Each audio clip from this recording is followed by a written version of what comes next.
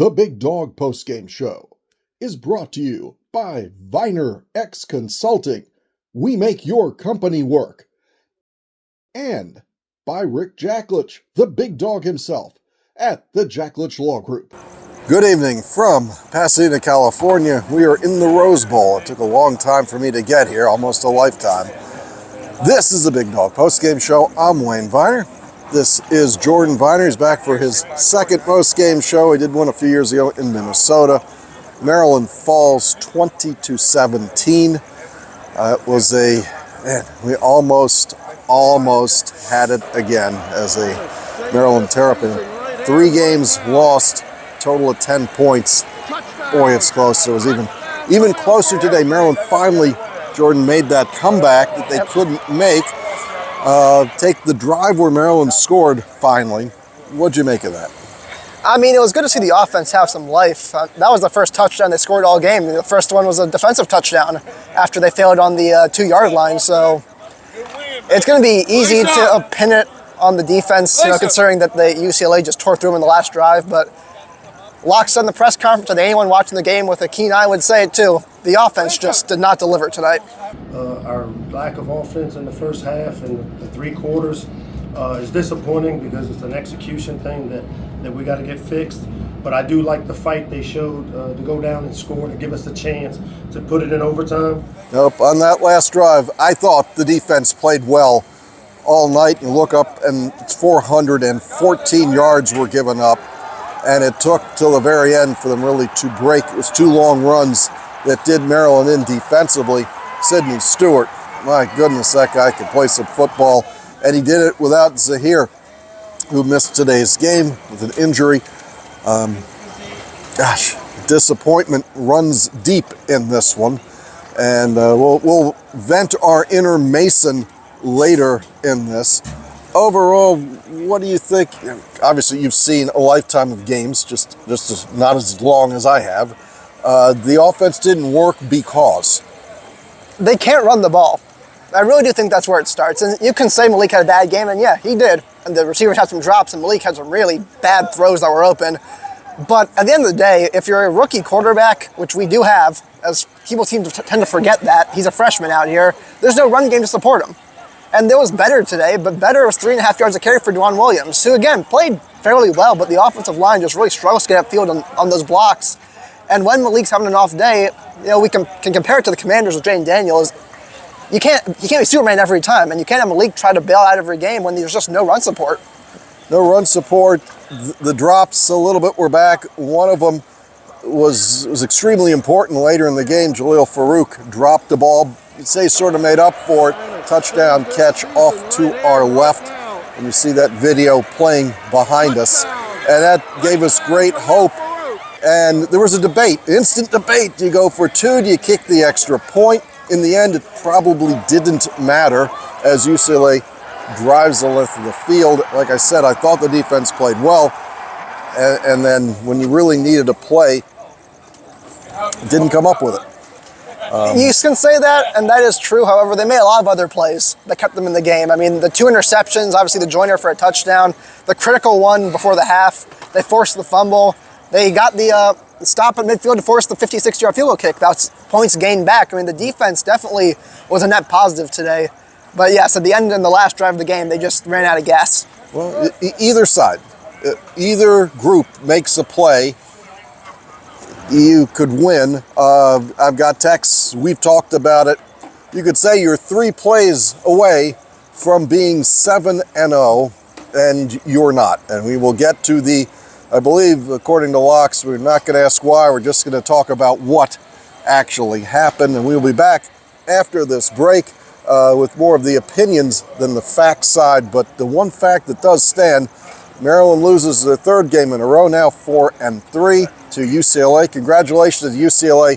They fought back. It actually looked like the momentum had swung to Maryland, and UCLA marches the length of the field, kicks the field goal, and Maryland is left to wonder what's next. We'll be back in a moment. Viener X is the new face of Viener Forgate. Since 1991, Viener X has made your company work. Enterprise technology management delivers measurable value. and real growth for our customers. From technology planning to project execution, Viener X turns IT into a growth engine, helping you save time, control costs, and drive profits. And we never forget, it's people first. Technology only matters when it empowers the user. Viener X, enterprise technology, human first.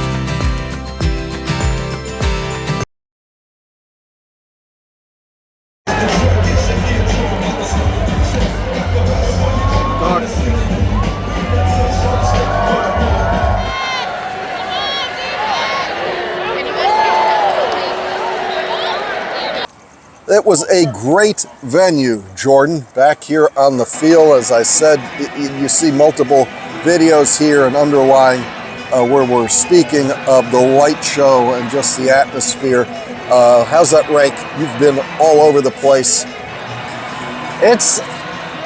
I don't want to exaggerate, but it is somewhat magical as a college football fan to be here. I mean, the Rose Bowl is as iconic a venue as there is in this sport. There's a sign outside that says the America Stadium, and I made the comparison yesterday when talking to Wayne as this is the heart of college football here.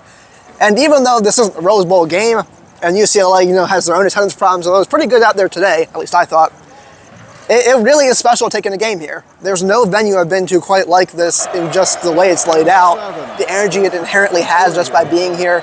It's special, and I'm very happy I got to go here, and I'm sure a lot of other Maryland fans feel the same way. Despite the result, it was just incredible to be here, and I'm sure that meant a lot to you, Wayne, seeing the Rose Bowl after all these years.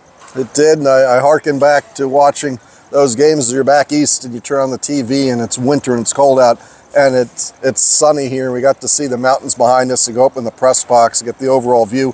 That was great. I want to thank the Los Angeles Maryland Alumni Association. They put on a great party last night.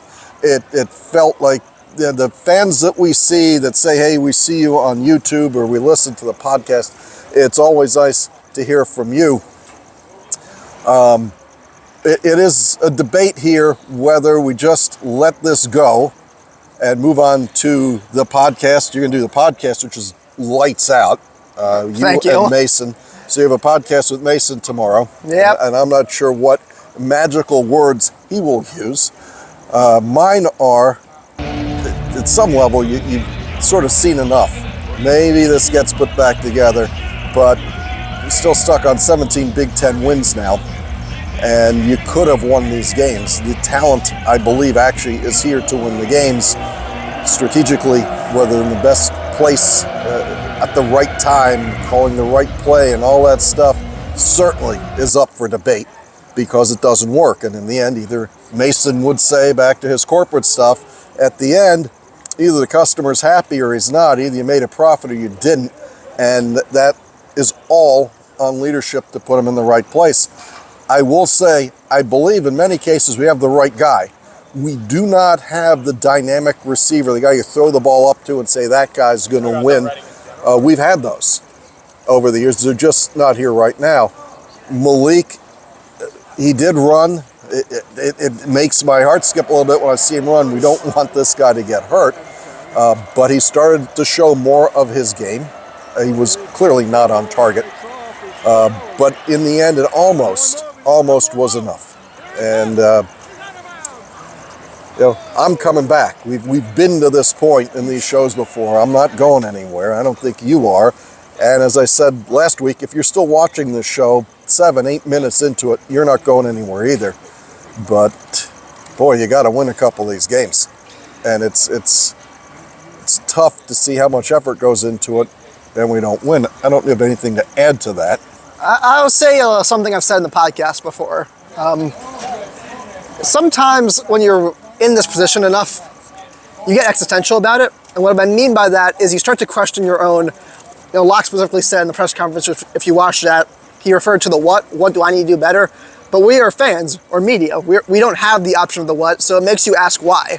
Why you put your effort into this as a fan or media, why you spend your money, why this is the thing you want to do. And as Joel D., our on-field MC at CQ, said in our last podcast, a lot of that, as a Maryland fan, is on you to create your own why, because the team doesn't always give you the why. And I think this has been an exceptionally difficult 3 weeks to be a Maryland fan. And I'm saying that with a abysmal lifetime record as a fan. One of these days I'll look that up and see what it actually is. But You know, it's interesting, Wayne, because this has been exceptionally hard these 3 weeks, and I don't know why that's been the case, because we've had worse. Why? I'll go back to my comment from last week. Your eyes don't lie. It is here. We just can't do it. It was easier to say, look, the guys aren't here. It's not anybody's fault. I mean, we're years away. We're 3 plays away. That hurts.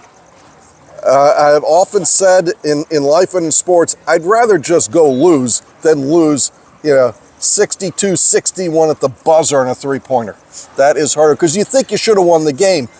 You see these games and you actually say we should have won these games.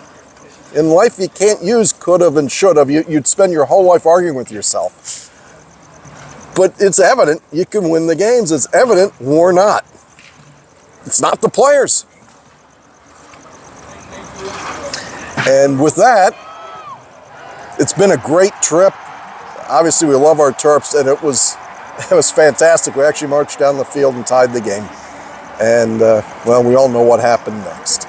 So we will see you in 2 weeks as Indiana, unbeaten Indiana, who's probably the second team ranked second in the country, and they've been where we are. They actually were worse, as you brought up. They had the worst record in college football. They still might have the worst FBS record in college football. One last note, though, Indiana plays here, or UCLA travels to Indiana next week. But you got to shout out Tim Skipper and the job the interim coaching staff here has done. Yeah. One of the most incredible turnarounds I think we've ever seen in college football, to be perfectly frank. Yeah, and Neuheisel, the offensive coordinator, found those buttons to push here. Nico was elusive. The pass rush was spectacular tonight. Just wasn't enough. Thanks for watching the Big Dog postgame show. Thanks to Viener X Consulting and to the big dog himself, Rick Jacklich. We'll see you after Indiana in College Park.